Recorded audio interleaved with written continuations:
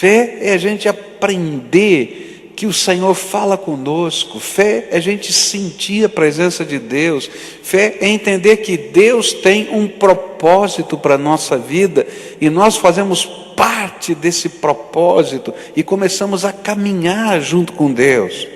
Por isso, quando nós olhamos para esse texto, vamos encontrar Abraão, que é chamado o pai da fé, ilustrando de modo prático esta peregrinação de fé ao longo da vida. É interessante que aqui começa a história de um homem que crê numa promessa. E quando a gente começa a olhar para a vida desse homem, a promessa era, Deus estava dizendo para Abraão que ia dar uma grande nação para ele, da sua descendência. E ele não tinha filhos. E vai levar 25 anos na história para ele ter o primeiro filho. E de repente você fica dizendo, será que esse homem não é maluco?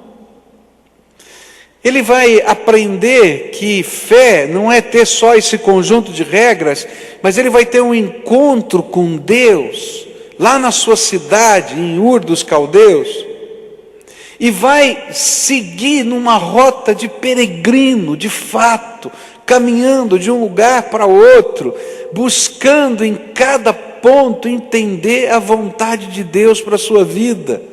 E ele então se torna uma ilustração do que está acontecendo comigo e com você quando a gente aprende que fé é caminhar com Deus. É uma peregrinação ao longo da vida. E hoje eu gostaria de aprender com esse homem Abraão, quais as estações desta peregrinação que nós necessitamos passar para construir a nossa vida de fé pessoal na presença de Deus. Na peregrinação normalmente litúrgica, você tem estações, você vai fazendo algumas paradas, para você poder aprender, para você poder se reabastecer na sua jornada. E na peregrinação de Abraão, a gente vai perceber essas estações, esses momentos que Deus está consolidando essa caminhada de fé na vida dele. Qual foi a primeira estação dessa peregrinação desse homem de Deus que eu e você precisamos viver? Porque se a gente não viver isso, não dá para peregrinar. Ela está logo no versículo 1, olha só. Certo dia, o Senhor Deus disse a Abraão, saia da sua terra, do meio dos seus parentes, da casa do seu pai, e vá para uma terra que eu lhe mostrarei. A primeira estação que precisamos passar para podermos construir a nossa peregrinação de fé é um encontro pessoal com o autor e consumador da fé, o Deus da nossa vida, o Senhor Jesus. Eu fico pensando, o que fez com que este homem começasse uma jornada que vai durar toda a sua vida e vai implicar em custosas entregas que ele vai fazendo ao longo da vida a esse Deus que ele conhece. Não foi outra coisa a não ser aquele encontro pessoal com aquele que seria o Senhor da sua vida. O que faz esse homem largar a cidade dele, a cultura dele, a família dele, os negócios, o lugar onde ele vivia, e ir para uma terra que ele não sabe direito qual é? Você já pensou, se fosse com você essa história, e você chegasse para sua esposa, tá, e dissesse assim, olha, nós vamos vender a casa, o apartamento, nós vamos vender tudo que a gente tem, porque eu vou para um outro lugar. E aí, naturalmente, sua esposa ia perguntar para você, para onde a gente vai? E vai fazer o quê? Ele disse, eu não sei direito, mas eu estou indo, vem comigo. Mas por que você está indo? E para onde você vai? Bom, eu tive um encontro com Deus, e Deus me falou para eu largar tudo e ir para onde Ele vai me mostrar. Tá bom? Ele já mostrou para você para onde você vai? Não. Então para onde você vai? Não, Ele falou para eu ir indo, que enquanto eu estiver indo, Ele vai me mostrar para onde eu vou. Eu acho que você ia ter um problema sério de casamento. É verdade ou não é? Né? E se fosse o inverso? Se a tua mulher chegasse para você e dissesse: olha, vamos vender tudo, porque eu tive um encontro com Deus, pior ainda. Não é verdade? Então, o que que faz uma pessoa normal, e pela história que a gente vê, era uma pessoa que tinha certas posses, fazer algo maluco desse? Na história dos batistas do Paraná, tem um personagem que é muito parecido com Abraão. Filho de portugueses, morava no Rio de Janeiro, de uma família rica, e ele tem um encontro com Deus, ele se converte a Jesus como Senhor e Salvador da sua vida. Ele é dono de armazéns do porto do Rio de Janeiro, e ele começa a entender que Deus tem um propósito para a vida dele. E ele então vende todos os armazéns e os bens da família e começa a procurar um lugar onde Deus tem esse propósito. E sem nenhuma igreja por trás, uma missão ou qualquer coisa que seja, ele aporta na cidade de Paranaguá. E lá na cidade de Paranaguá ele começa a pregar com ousadia o Evangelho. E ele passa parte da sua vida, não muitos anos, mas mais de uma década, ali na cidade de Paranaguá, e planta 10 igrejas, sustentando todo o trabalho com os seus próprios recursos. E se hoje existe essa primeira igreja batista de Curitiba, é porque esse homem fundou a primeira igreja batista de Paranaguá dessa maneira. Quem são os homens de fé nessa terra? São aqueles que têm um encontro com Deus. O que fez a diferença para aquele homem? O que fez a diferença para Abraão? O que faz a diferença na minha vida e na sua vida? É quando a fé deixa de ser um conjunto de regras, uma tradição que alguém praticou e me ensinou, e passa a ser uma experiência minha, real, com o Deus vivo e todo-poderoso.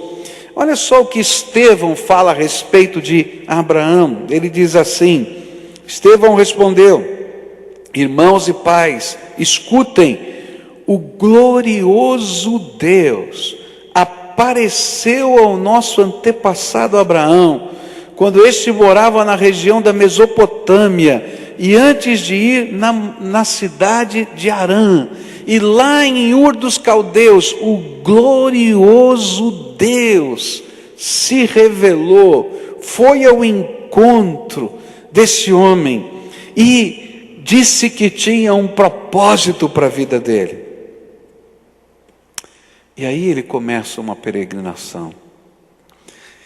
Se você ainda não teve um encontro pessoal com esse Deus glorioso, se Ele não falou ao seu coração, se você ainda não sentiu a presença dEle, se você está num culto, porque quem sabe isso faz parte da sua cultura religiosa, ou quem sabe até da sua busca, então você não vai conseguir entender algumas coisas que estão acontecendo na vida dessas pessoas que estão aqui. E não vai entender a entrega que é feita por tantos que estão aqui. Não vai entender algumas partes até da liturgia. Porque, queridos, o que nos motiva é porque o Senhor fala com a gente. O Senhor toca o nosso coração. E o glorioso Deus se revela para nós. Eu não sei como é que foi que Deus falou com Abraão. E eu acho interessante isso. Por que a Bíblia não descreve com detalhes as maneiras que Deus fala? Só diz que Deus falou com ele. Sabe por quê? Porque talvez nós começássemos a colocar estas experiências como modelos do que significa Deus falar conosco. Mas Deus, na sua riqueza tão grande, Ele não nos dá modelos, Ele simplesmente diz: eu vou falar com você, eu vou tocar o teu coração, eu vou mexer na tua alma. E aí, queridos, de acordo com a natureza de cada um, de acordo com a necessidade de cada um, de acordo com a abertura do coração de cada um, o Espírito de Deus se revela e toca a nossa vida. E é por isso que o falar com Deus e o ouvir Deus, esse encontro com Deus, é uma experiência única de fé, que só você vai ter. E que talvez o outro que está do teu lado vai achar você maluco, doido. Mas essa é a razão de você começar uma caminhada com Deus. Nessa hora, por exemplo, o Espírito Santo de Deus está pairando nesse lugar. Nesse momento, e o Espírito de Deus fala conosco. E Ele começa a pegar situações da nossa vida, Ele começa a mexer em áreas do nosso coração, Ele nos faz lembrar de coisas que a gente não tinha entendido. E Ele começa a aplicar estas coisas na nossa vida para dizer: eu tenho me encontrado com você e tenho falado com você. E queridos, quando a gente consegue perceber essas coisas, sentir essas coisas, nasce dentro de nós uma motivação. Por isso a pergunta que eu tenho para você hoje é: como foi, quando foi o teu encontro com o glorioso Senhor? Porque se você não se encontrou com Ele ainda, você não vai conseguir caminhar nessa peregrinação. Porque se você não tiver essa experiência tremenda, sua fé vai ser uma mera tradição. Ou quem sabe lembranças dos encontros com Deus, com pessoas significativas da sua vida. Ou quem sabe até um profundo respeito pelo Senhor desse universo. Mas você nunca vai ter coragem de dar passos de fé nessa caminhada, porque, queridos, o que nos motiva é sentir, é ouvir o toque de Deus na nossa vida. Quando Ele falou com você, quando Ele tocou a sua alma, quando Ele deixou de ser uma história e passou a ser uma pessoa que você conhece, teme e ama. Se você não consegue responder isso, então eu tenho um conselho para você. Hoje, pede para o Senhor entrar no teu coração. Abre a porta dele e diz: Senhor, eu não sei o que significa isso, mas eu queria experimentar. E eu queria ver, eu queria ouvir, eu queria sentir a tua presença. Marca a minha vida, porque eu quero ser tocado pelo teu amor. E sabe, queridos, essa é uma oração que Deus tem prazer de responder. Porque essa oração é o começo de uma jornada de fé. Essa semana nós tivemos o encontro dos pastores, e logo depois do encontro dos pastores, eu fui a São Paulo pregar numa conferência de descendentes de imigrantes aqui no Brasil, e que pensam na obra missionária a partir das etnias que eles fazem parte. E a pessoa que ficou cuidando de mim nessa viagem, foi me levar ao lugar do encontro, me levou para jantar. Eram dois irmãos, de descendência árabe. Um xiita convertido, outro de origem ortodoxa convertido. E foi tremendo conversar com aqueles homens. Cada história, meus irmãos, cada história. Nós pegamos um trânsito de 2 horas em São Paulo. Saímos 2 horas antes de começar a conferência do hotel, até chegar na igreja levamos 2 horas. Foram 2 horas conversando os testemunhos desses homens. Que coisa tremenda.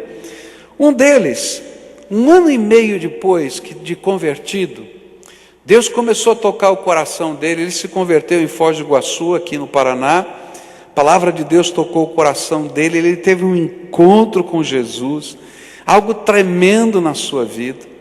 E 1 ano e meio depois, Deus começou a incomodar o seu coração, e ele precisava voltar para o Líbano, para a sua cidade, para falar desse Jesus que ele encontrou naquela cidade.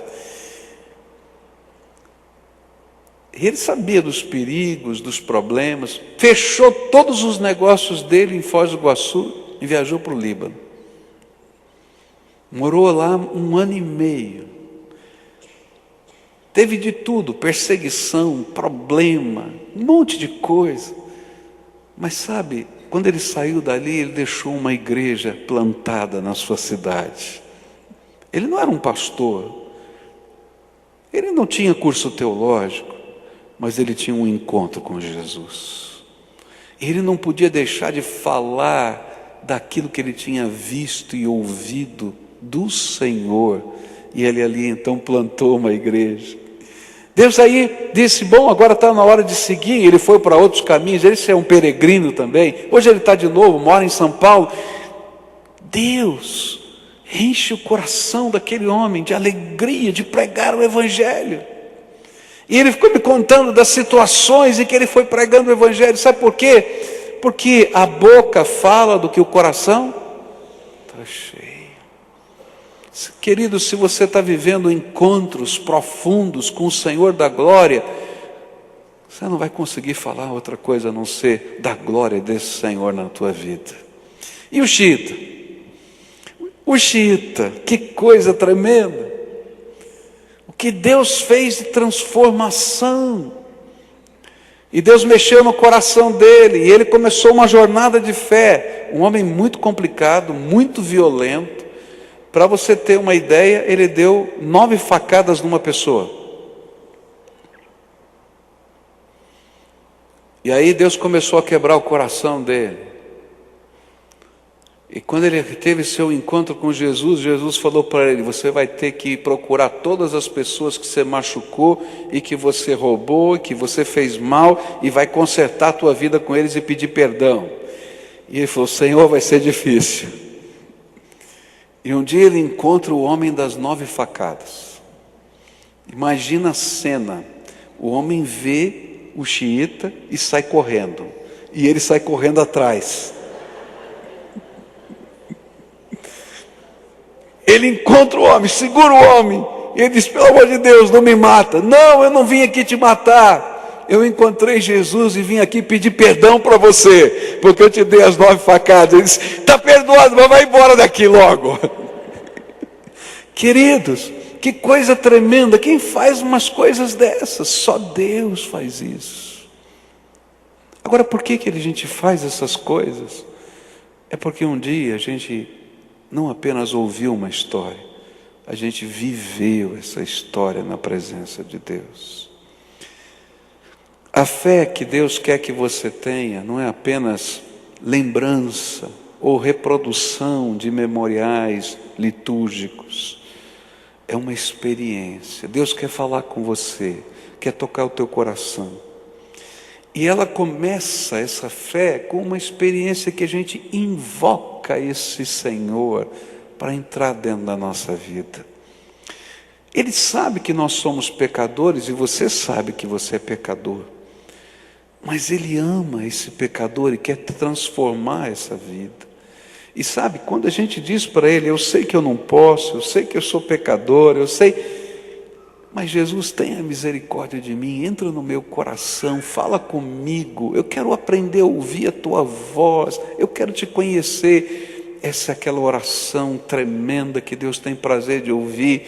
e Ele começa imediatamente selando a nossa vida com o seu Espírito, e o Espírito de Deus começa a nos ensinar a viver no caminho dEle, e aí começa uma peregrinação de fé. Por isso, Hebreus 12, verso 2, vai dizer para a gente: fitando os olhos em Jesus, autor e consumador da nossa fé, o qual pelo gozo que lhe está proposto suportou a cruz, desprezando a ignomínia, e está sentado à direita do trono de Deus. Queridos, a gente só consegue seguir nessa peregrinação se a gente olhar firme para Jesus, o autor e o consumador da nossa fé. Bom, esse é a primeira estação. E aí, o que acontece?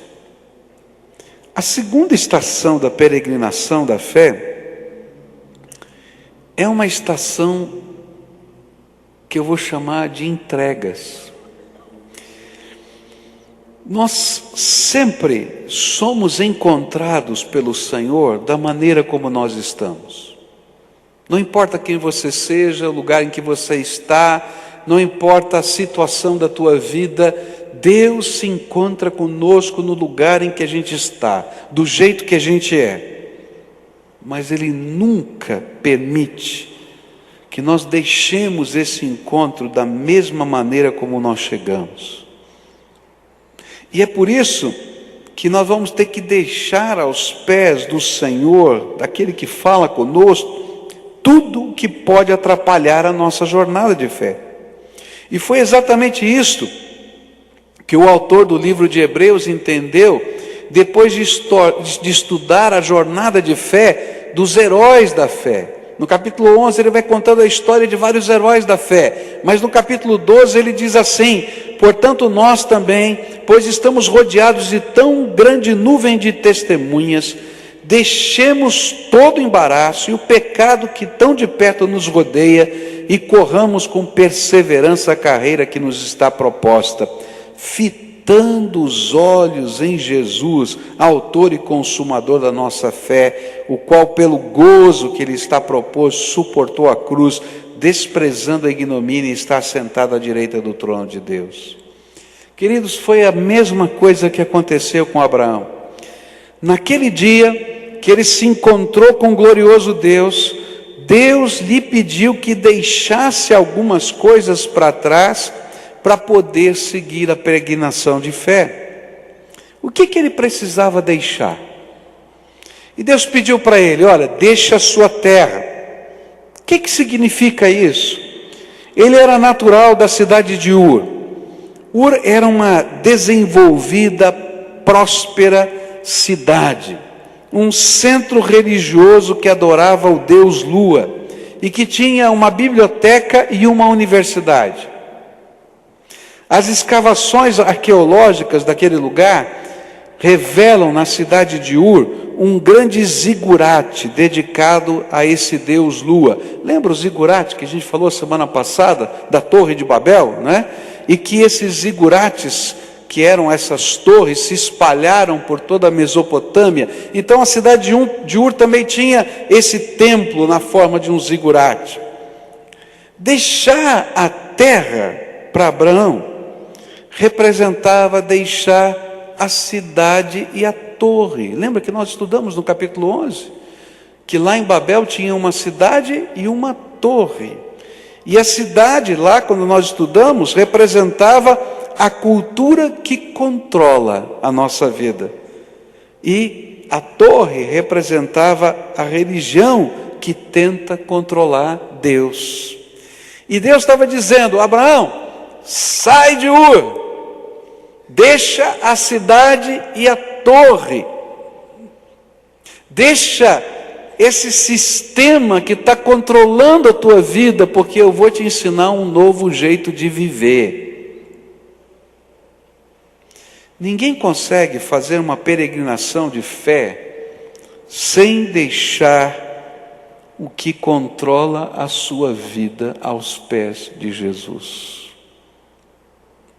Não tem jeito. Se você está querendo agora andar com Deus, a primeira coisa que você vai ter que aprender é que Deus vai ensinar você a viver. A primeira coisa que você vai ter que aprender é que alguma coisa controlava a tua vida. Você vai dizer, não, quem controla a minha vida é a minha cabeça. É verdade. É do teu jeito, é verdade. Mas o teu jeito também está limitado pelas coisas que cercam a tua vida. Por exemplo, por que você está usando a roupa que você está usando? Por que você está misturando as cores do jeito que você está misturando?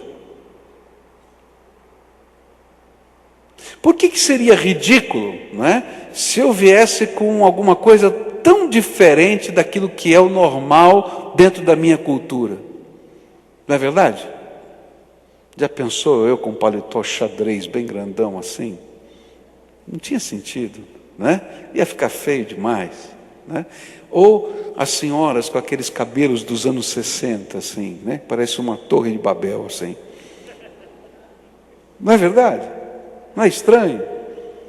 Por quê? Em cada tempo, em cada geração, em cada cultura, a gente tem certos costumes, valores, jeitos, e a gente se deixa amoldar pelas filosofias que nos cercam. E Deus estava dizendo, Abraão, você vai ter que deixar tudo aos meus pés, porque eu vou te ensinar a viver do meu jeito. Você vai deixar essa cidade e vai deixar essa torre. E sabe, quando a gente está vivendo dessa experiência com Deus, Deus vai falar para a gente assim, olha, abre mão do teu jeito de viver, porque eu vou te ensinar o meu jeito de viver. E uma das grandes batalhas espirituais da nossa vida é que o nosso jeito de viver, ele volta N vezes, e a gente tem que reconsagrar ao Senhor. Quando a gente estudar um pouquinho a história de Abraão, a gente vai ver em determinados momentos que ele tem recaídas, e que Deus tem que dizer, volta aqui Abraão, você não está preparado ainda, vem para cá. E eu creio, no meu coração, que a promessa levou 25 anos para se cumprir na vida dele, porque Deus não estava preparando um homem para ter um filho, mas Ele estava preparando um homem para construir uma nação. E para isso ele precisava estar preparado e muito bem solidificado nos valores do reino de Deus, para que esses valores pudessem passar para a próxima geração. E muitas vezes, nas nossas experiências de fé, nós temos tempos de espera. E a gente não entende por quê. Porque nós estamos sendo preparados por Deus para que os valores dele estejam tremendamente arraigados na nossa vida. E por isso, você vai ter que deixar também a sua terra, a sua cultura, o seu jeito de ser, a sua maneira de pensar, as coisas que controlam você, porque você vai ter um único Senhor. Esse Senhor é Jesus, o Salvador da tua vida. Se não for assim, não dá para viver. É por isso que para fazer essa peregrinação, a gente deixa. Agora é interessante que para construir coisas novas e boas, a gente precisa aprender a deixar. Uma das regras do casamento, que está lá no livro de Gênesis, é: o homem vai deixar pai e mãe e vai se unir à sua esposa e serão os dois uma só carne. Não dá para a gente começar uma família sem deixar. Por que a gente tem que deixar? Porque a família, cada família aqui tem a sua cultura, o seu jeito de pensar, até o jeito de dobrar meia. Não é verdade? Já contei essa história aqui, né? Ela dobra a meia, agora não, graças a Deus, né? Ela põe as meias assim, toda dobradinha, uma em cima da outra. E eu sou bagunceiro, eu pegava, misturava tudo. Quando eu ia pegar uma, pegava todas, sabe? Caía tudo assim. E eu adorava fazer bolinha na meia. E ela detestava as bolinhas. Graças a Deus, agora tem bolinha em casa, né? Verdade. É bom você estar aqui, sabia? Tá bom. Então, gente, agora me perdi aqui, tá vendo?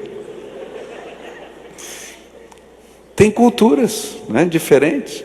E se a gente não aprende a deixar as culturas, a gente não constrói a nova cultura.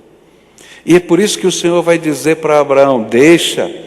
E coisas que têm valor, que precisam ser construídas, a gente tem que deixar para poder estar aberto para construir esses novos valores.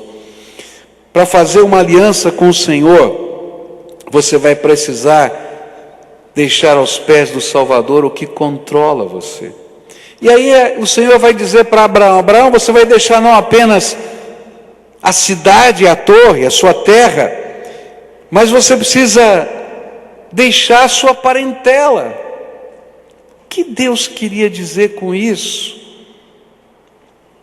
Será que Ele estava dizendo que a gente tem que abandonar os parentes?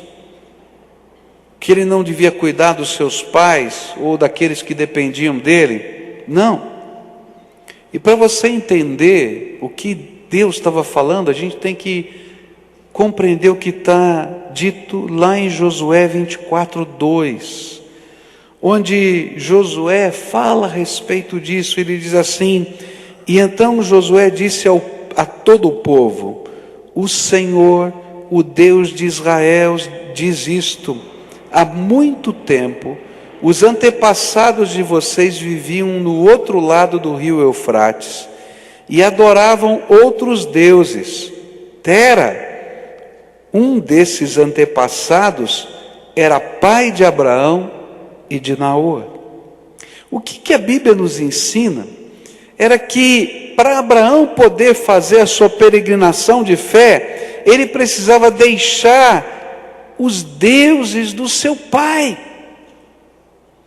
Ele sai de Ur dos Caldeus e vai para Harã, e ele não vai sozinho, ele leva o seu pai, ele leva o seu sobrinho, ele leva a sua família, e ele começa a primeira jornada. Quando chega em Harã, morre o pai de Abraão, e ele segue a jornada.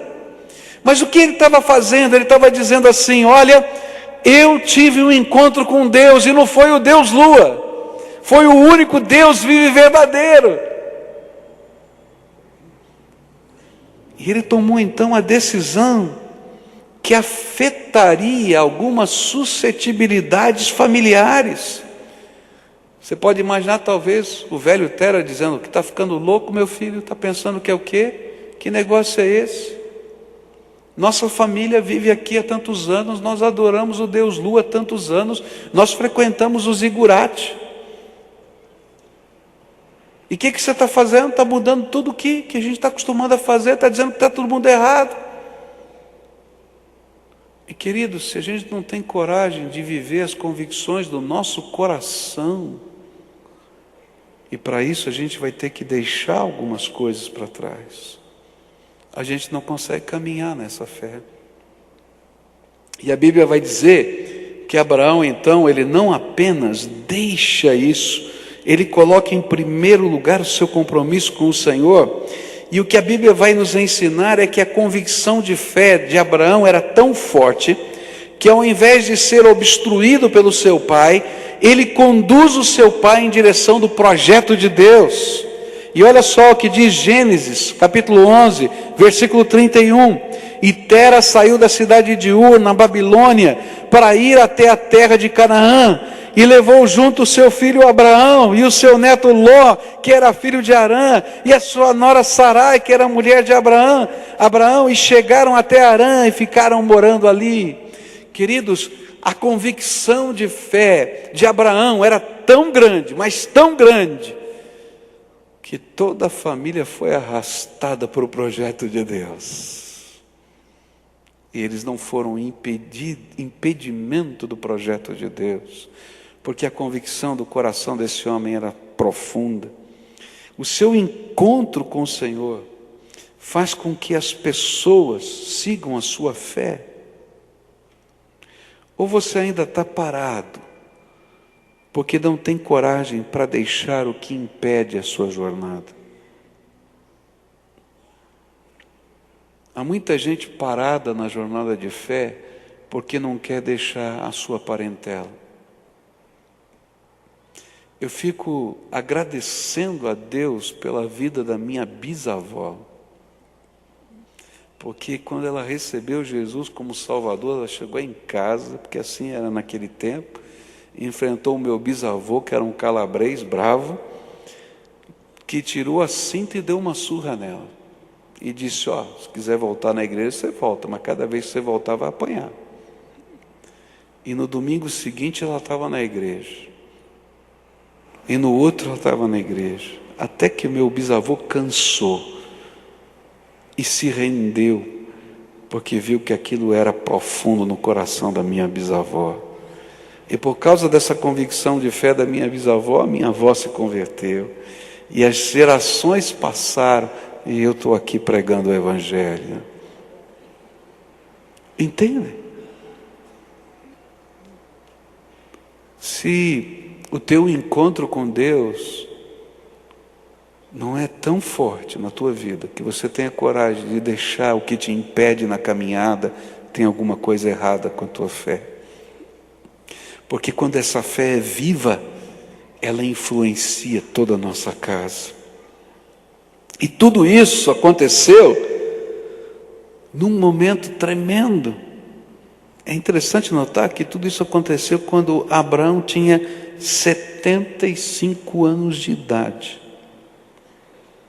Era um recomeço. Ele deveria estar disposto a recomeçar no tempo oportuno que Deus estava lhe concedendo. E foi essa a grande diferença desse homem, uma disponibilidade de alma.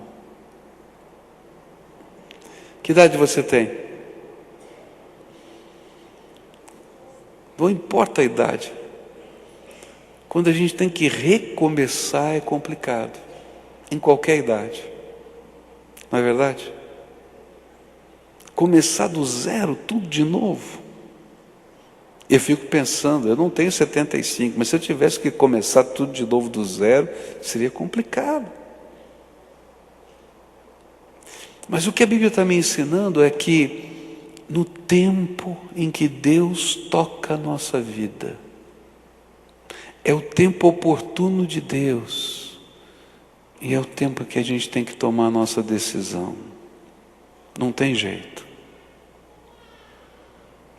E olha só, o que é que Deus viu no coração desse homem? Neemias 9, versículos 7 e 8 dizem assim: Tu és o Senhor, o Deus que elegeste Abraão e o tiraste de Ur dos Caldeus e lhe puseste por nome Abraão, e achaste o seu coração fiel perante ti, e fizeste com ele o pacto de que darias à sua descendência a terra dos cananeus, dos heteus, dos amorreus, dos perizeus, dos jebuseus, dos gigazeus, e tu cumpriste as tuas palavras, pois és justo.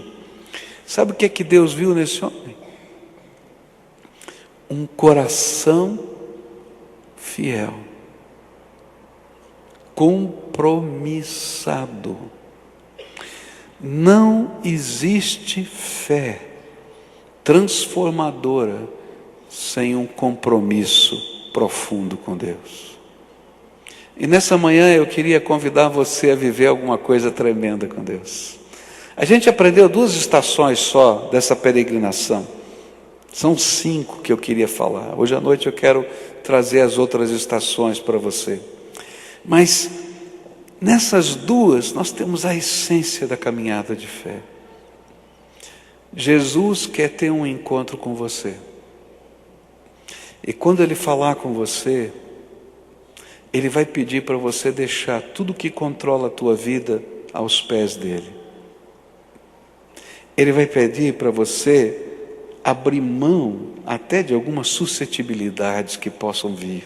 Está disposto a isso. E Ele vai pedir para você fazer agora, no tempo de Deus. E nessa manhã eu queria orar com algumas pessoas a quem o Espírito Santo está falando. Eu sei de pessoas que o Espírito de Deus está falando há muito tempo. Que Deus já revelou a sua glória na vida dessas pessoas.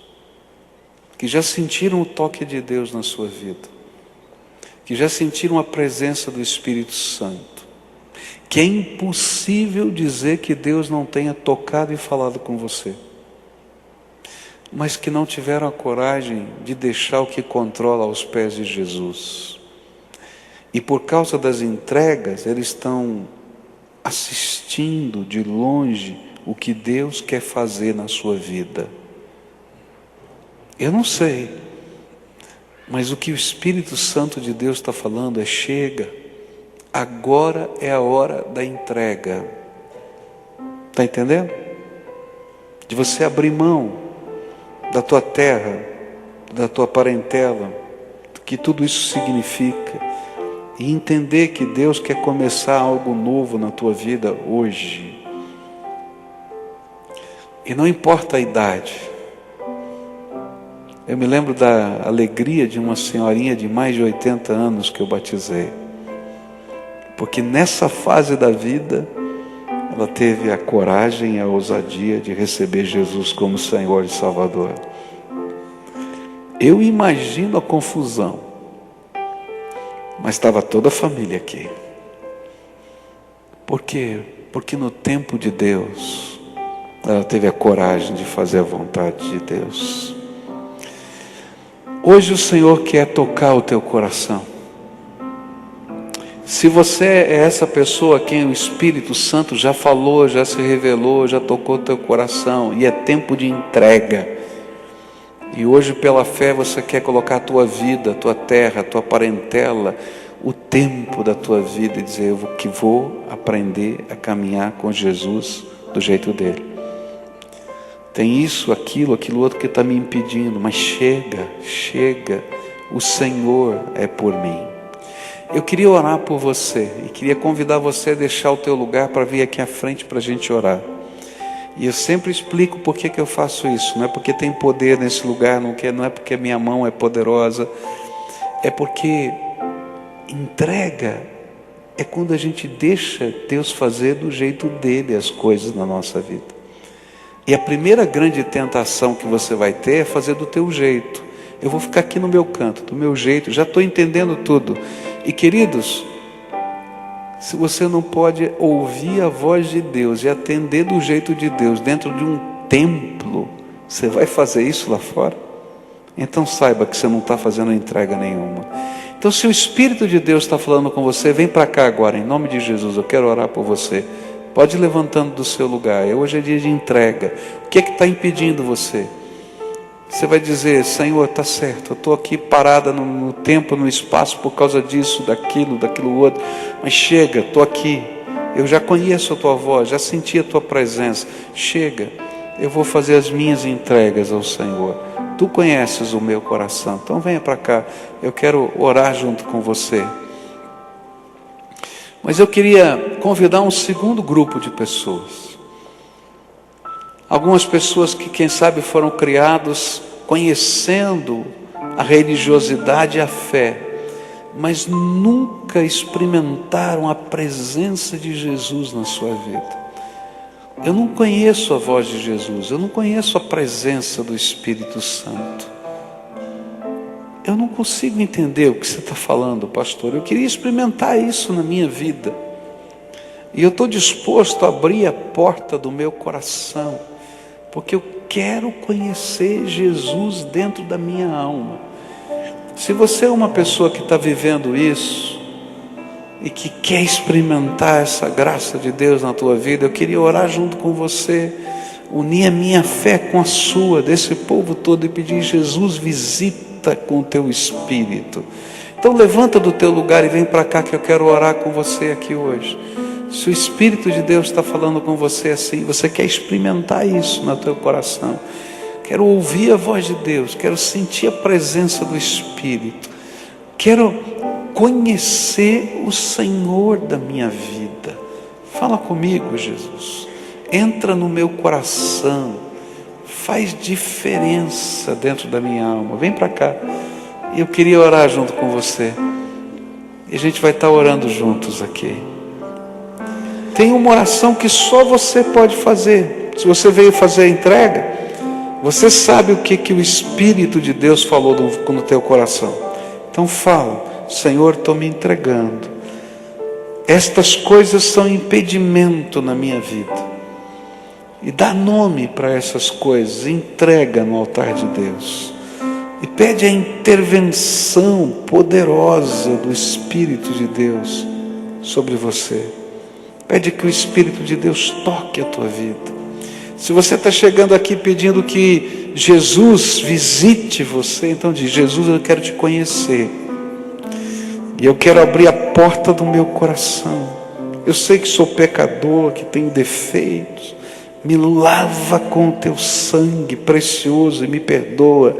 Mas agora me visita com o teu poder. Eu quero ouvir a tua voz. Permita que o teu Espírito Santo encha meu coração. Eu quero ser o templo vivo do Senhor. O Senhor vai ouvir essa voz. Agora eu quero orar por você. Senhor Jesus, Tu conheces a vida, o coração, a mente, as lembranças, as marcas de cada um. Senhor, visita esses teus filhos, como um dia o Senhor visitou aquele teu filho Abraão na cidade de Ur dos Caldeus. Ele não conhecia nada do Senhor. Ele nem conhecia o teu nome, e é por isso que em cada lugar que ele se encontrava com o Senhor, ele descobria algo novo do Senhor e colocava um novo nome para o Senhor, que representasse as marcas do Senhor. Ó Senhor, com o mesmo amor, com a mesma graça, com a mesma misericórdia, visita esses teus filhos agora, e que eles conheçam não apenas o teu nome, mas que o glorioso Deus os visite, que o glorioso Deus os liberte, que o glorioso Deus, através do seu Filho Jesus, os salve, que o glorioso Deus, através do poder do Espírito Santo, cele com a marca de propriedade exclusiva, que o glorioso Deus, segundo a autoridade do seu trono, os liberte e os livre de todo o mal. Que as bênçãos do Senhor os acompanhem, que as misericórdias do Senhor estejam sobre eles. Escuta, Deus, a nossa oração e visita esses teus filhos. É aquilo que nós oramos em nome de Jesus. Amém e amém.